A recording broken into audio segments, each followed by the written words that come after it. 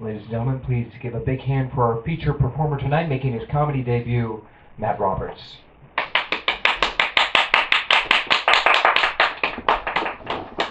Oh, yes. Thank you. Thank you. Yeah, it's me. Okay. Hi, my name is Matt Roberts. This is my first time doing stand-up comedy. This is it. This is my first time. Now, that doesn't count. Maybe, if you've seen me perform at my wedding or Wendy's parking lots, those types of things. But this is my actual, real first time preparing for something. And you only know it's your first time once. You can only say it's your first time once. You know when it's your first time. You don't know when it's going to be your last time. There was the great late comedian Bill Hicks, became terminally ill. He probably knew it was going to be his last time. Yeah. It's okay to laugh at that. There's the 90s comedian Paul Reiser. His career became terminally ill. He probably knew it was going to be his last time. Okay, so as I've mentioned, my wedding, I'm married. If you're not married, you should do it. It's fun stuff. Get to play all certain fun little games, One of them that I like to play is the What's for Dinner game. Honey, what's for dinner? Looking in the fridge. Well, we should eat this leftover pasta. It's been in here a while. I'm thinking, it's been in there a while. I don't know if this is the best form of judgment to use when deciding our next meal. Because I know there's some nasty-ass birthday cake in there. Neither one of us has had a birthday in like months. Alright? I'm just saying. Hard-hitting issues I'd like to talk about. Coleslaw. That's one of them, affecting our country today. I happen to like coleslaw. I get made fun of it.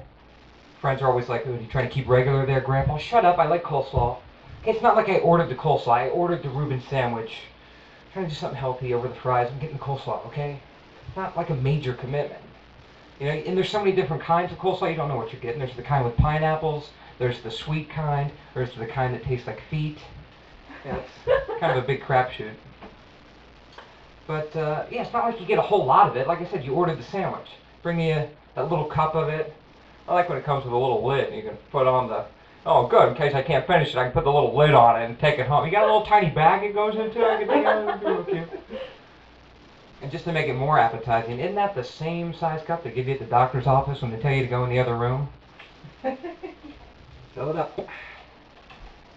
See what else? I am a college student. I attend the University of Central Florida, UCF. Yes, thank you. I also had not heard of it. Now, our famous alumni includes the one-time popular NFL quarterback Dante Culpepper, Daniel Tosh, Tosh.0, and Michael Jordan's son. So that's UCF. I'm majoring in music. They're training me to be a music educator when they should be training me to file for unemployment, how to look for another career 101, those types of things. No, I say I study music, and it sounds cool, like, you think the Beatles and rock and roll and guitar solos. No, of course, it's all the classical stuff. And, there's a time and place for that. I'm studying voice. Every student has to have an instrument, and voice is the cop-out in case you can't play a real instrument. Fortunate for me. But we don't learn about, how to hit some notes like Steve Perry way up there, how to sing great trills like Christina Aguilera. No, we wouldn't want to set up our kids with a future that might be lucrative. But the arts are dying, they say, Beethoven, we study Beethoven. Beethoven did great stuff. There's a reason why we study Beethoven. Okay, we should study Beethoven. It's just that Beethoven was writing stuff 200 years ago and really hasn't done much since then. So it's kind of no wonder that we're dying off here. I just turned 24 this past summer. Yeah, no responses. Okay, that's all right. I mean, there's another year I didn't die. I guess what did I expect? Didn't get anything from UCF or being married. All right, tough crowd. No. Just turned 24. It's a weird age, I'm officially leaving my younger 20s, entering my mid-20s. But it's a very odd age, your youthfulness, your adolescence is dying away. Yet your cynicism is just blooming, coming into fruition. Isn't that nice? You start to notice things. You look around, the world's not quite the way you thought it would be. I'm 24. I thought I'd be a man. You know, as a kid, 24, surely I'd be a man in high school, you know. Well, by the time I'm 24, there's no line you cross where you actually become a man. Yet there's many things I should do towards, you know, for example, when you're 24, you should update your phone contacts. First and last names is generally a good idea. I have a Dan, a Daniel, and a Danny in my phone. I can't put a face to either one of those people, so just little things like that. Yeah, I'm 24 now, you know. I sit around watching sports, these 20-year-olds going #1 in these drafts. Makes me think, well, gee, guess there's no point in me working out today. That ship has sailed. Depressing. I mean, coming of age things, there's certain ones that are not as good as you thought they would be. You know, I'm 18, I get to vote. 6 months later, yeah, I voted for him. Yeah. When you're 16, you get to drive. You know, yes, I get to drive. Ah, good, drive your little brother around. Right. Coming of age. Are we recording tonight, sister? No. Check to see if it's on. It's bothering me. Okay. But I'm quite sure it's on. Yes, it's on. oh, good. We're recording tonight. This is what I mean by first time. We're really planning this out and everything. Very professional, as you can tell from the setting here. Coming of age, you know, go out and vote. Hey, election season right now. I remember being a kid in grade school trying to figure out this mystique about our forefathers, and you know, there was such an inspirational thing. You'd read it in the textbook, and you could almost hear the battle hymn of the Republic playing, and you were trying to capture this imagination, and all men are created equal, and we the people, and you grow up and you look around and, no, kinda, yeah, yeah. But, you know, it's an age of surprises. I don't know, you know, I'm cynical. But my cynicism is based in reality. You know, some people say a cynic is a disappointed optimist. Okay, an optimist wants to see the world a certain way.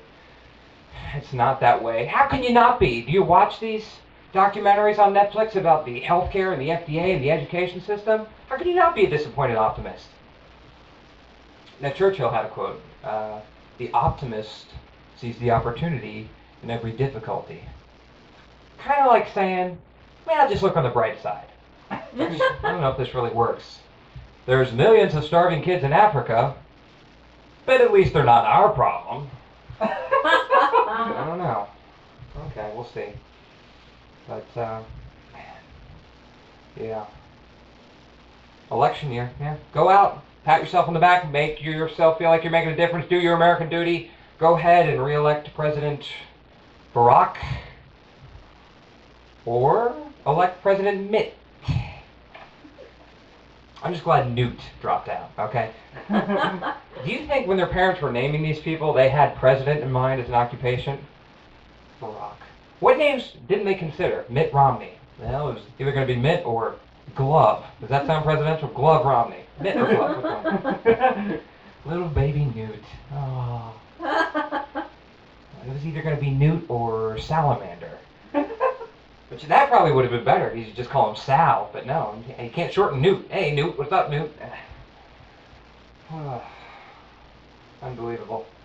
I saw a guy talking about Obama the other day, saying he's the most corrupt president in history.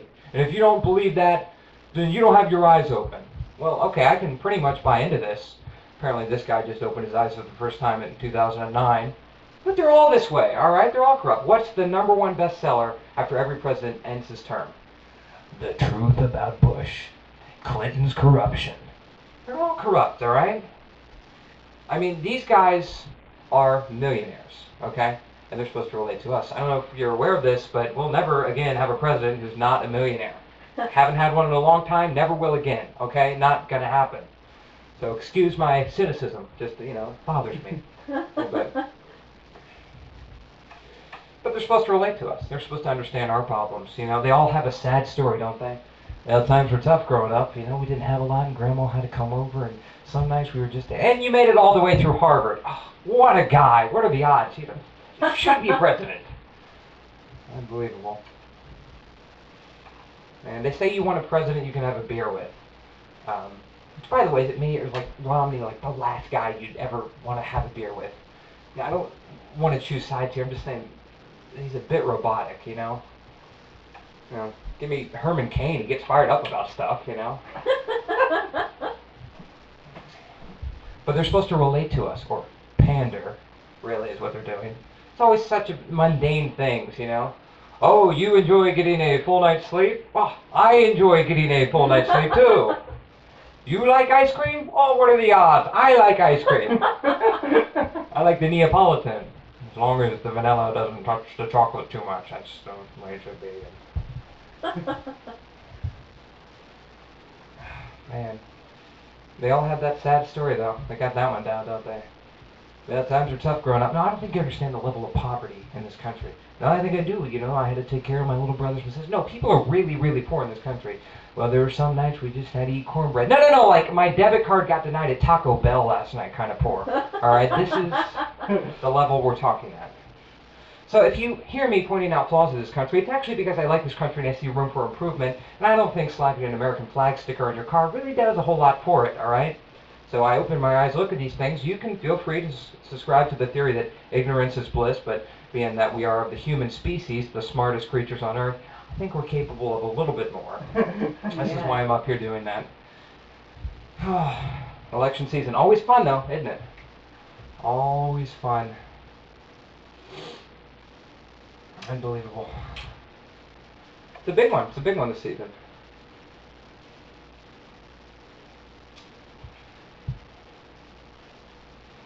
So, we talked about Romney, we talked about Barack.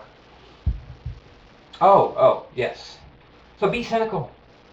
That's all I'm saying. All right, that's my whole spiel. It's just be cynical. In a good way, not to just be cynical just to be cynical, just be cynical. Really, it's simple as that. Don't make it harder. That's what we titled this thing, right? We're recording, we called it Be Cynical. I guess I have to now because I've said it. But usually with titles, you know, movie titles, it's supposed to be something cool, you know. Tron Legacy or Inception. But some of these comedy ones are like, hey, don't miss the new one from Jim Hewitt this Saturday night at 10. It's Searching for a Spoon. Searching for a Spoon. Like those titles of jazz songs, like that really saxophony, supermarkety, cheesy jazz song. Hey, it's Sharon Bernstein. Purple Aroma, the new hit from Sharon Bernstein. Like a Hendrix album. I don't know. Yeah. Matt Roberts with the people of the United States versus the United States government. Why would he say that? What did he mean by that? He said that for a reason. Was that anti-American? Why would he say that? I like how people do that with the titles. They read a little too much into things. You know, it's fun to do with things like the Beatles, you know, the album covers, and is Paul dead, and what does the car mean, and the thing in this corner over here, but some people get way too involved in that. You know, Hey Jude, Paul, he wrote it about John, and about John's son, and really in the end it's about all of us. Oh, okay, so you were there when they wrote it? And just enjoy the song. Did you know My Michelle? Paul, he was playing the guitar and he plays it like this because he's left-handed. And then John, he really liked it and they put French lyrics to it and that's how they wrote it. Okay, sure, that's one possibility. I have another theory. Follow me here. Paul knew a girl named Michelle and he wanted to bone her. Writes the song. I don't think we need to read a whole lot into these. There's another one, be the song Paul sings. 3 verses. 4 lines. Follow me. Why don't we do it in the road? Why don't we do it in the road? No one will be watching us, so why don't we do it in the road?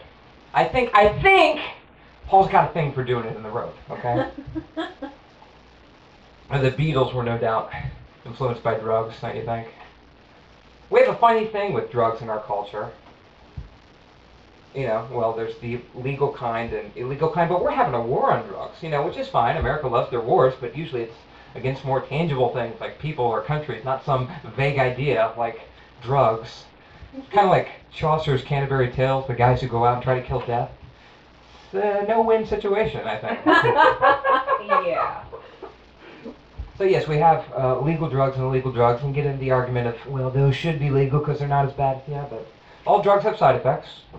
Caffeine, teachers, you love your caffeine, makes you a better teacher. Caffeine's a drug, you don't want to admit it, but you love it.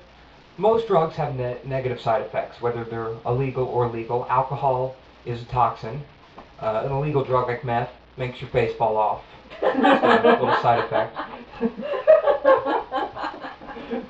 But why the social standards with them, legal and illegal? Why can't we just loosen up, let the good ones in? Can you imagine that if our society opened up a little bit? Hey, Greg, glad you can make it to the party. Can I get you a Vicodin in? We're doing Coke on the coffee table if you want to join us. Now, nicotine, smoking, that's a drug. Nicotine's a drug. Which, by the way, I got a little bit of a beef here because, there's a movement out there politically of cutting back on spending. So can we cut the millions of dollars that go to anti-smoking ads every year? First of all, I already know smoking is bad. Second of all, it's not the job of my government to tell me that. It's the job of my parents and educators, okay? So if we want to save a little money, can we do that? Me, a non-smoker, doesn't need to drive down the road and listen to the egregious, gross details of some poor bastard's life choice, And then the lung fell out of my ass. That's your problem. And you know what? I would be on board if the government really wanted you to stop smoking. But at the end of the month, the government has no problem taking a little cut of the check from Philip Morris or Joe Camel there, do they? All right? Mm-hmm. You can't do that. It's like teaching your kid not to steal. You can't steal. Stealing's wrong. Stealing is bad. But if you're going to, can I get 10% of that? A little bit of action. That is secondhand theft, my friends. You can't do that. I remember being a kid around adults who would smoke, and they would always say, "Don't smoke. Smoking's bad. Smoking's terrible for you. You do not want to smoke." So then I'd ask them, "Well, then why do you do it?" And they'd always say something like, "Well, I'm trying." No one ever actually levels with you. Well, actually, the nicotine goes to your brain, deprives your brain of oxygen, gives you a little bit of high. It's quite enjoyable. Oh, why did you just say that? Daddy, why do you smoke? You shouldn't smoke. Smoking's bad. Why do you do it? Well, because of our financial situation and, the job's killing me and your mother's on my ass. This little 5-minute break of paradise is the only thing I have left on this earth. Let me have it.